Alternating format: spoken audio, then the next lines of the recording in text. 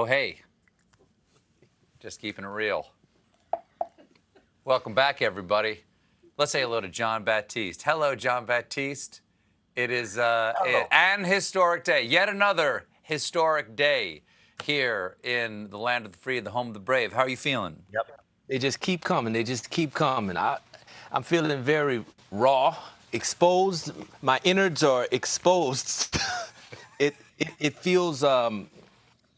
It feels like I'm searching for magic that is left in the world, that I have faith is left in the world. I'm searching for it. I want to kind of balance out all of the rest of the stuff that's coming in with a little bit more magic to kind of heal myself, you know? Yeah, we saw a little bit of magic today. We saw some people voting against their own personal political interests for the good of the country. That was satisfying. That gave me some hope. Yeah, but isn't it kind of late a little bit? You know? Hey, man. Hey, man. The 11th hour convert gets the same pay that the other workers in the vineyard does. Do I have to send you a book?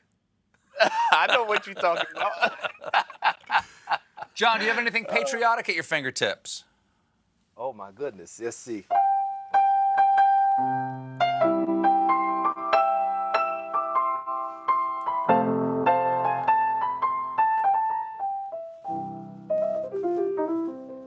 Thank you, John. John Baptiste, everybody. You know, folks, I spent a lot of time lining a path with the brightest, most topical cherry blossoms, laying them by the newsiest bubbling brook and carefully raking the sands to create the Japanese Zen garden that is my monologue. But once in a while, I like to dig a shallow pit, line it with some 2x4s I found behind the Home Depot, fill it with gravel and sand I stole from the scrapyard, and top it all off with some used cat litter to assemble the derelict sandbox of news that is my segment, Quarantinewhile. Quarantinewhile. Police in New Jersey responded to a 911 call that a flock of angry chickens was wreaking havoc at a McDonald's drive-thru. You called 911? You're in a car.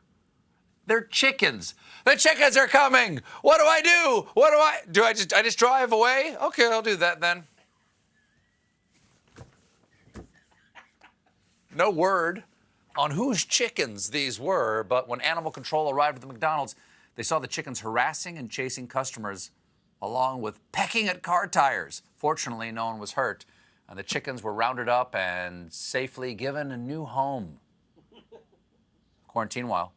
In robot news, the Petite Kubo is a cushioned robot with a tail that waves gently when the robot is pet. Aw. It's like someone wanted to draw a cat, but they started at the butt and then lost interest. According to the company, the Kubo is designed to offer users emotional support. Come on, real cats don't even do that.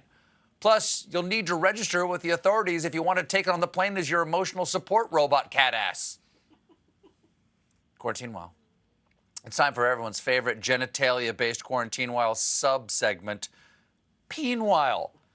And believe it or not, it's actually time for everyone's favorite Peenwhile sub-segment, Peen Jail. Peen Jail. A hacker took control of people's internet-connected chastity cages and demanded a ransom to be paid in Bitcoin to unlock it. Getting paid in Bitcoin? That's the second stupidest idea I've heard. Now, just so we're clear, a chastity cage is a sex toy that users put around their penis, and some of them can be unlocked remotely. Not sure how people do that last part, but it could explain what that third light switch does in my garage. So apparently, these people hooked up their dong cages to the net, and then they got hacked, which actually leads to our Peen Jail sub-segment. Well, yeah. Of course this is going to happen. I mean, it's one thing to give control of your deprivation box to a loved one, but it's quite a leap of faith to say, let's put my junk up in the cloud. Anyway, obviously, we don't know exactly who is locked in these devices, but I wish them well. It's pretty scary stuff.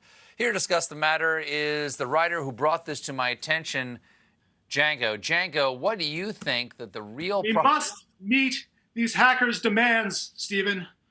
whatever they want, just give it to them. But don't you think it sets a dangerous precedent to just... The negotiations have failed. All right, we just need to give these cyber terrorists their internet money so that this nightmare can end. What I was trying to say is that if we appease these people now, it'll just teach them that they can get away with doing it again in the future.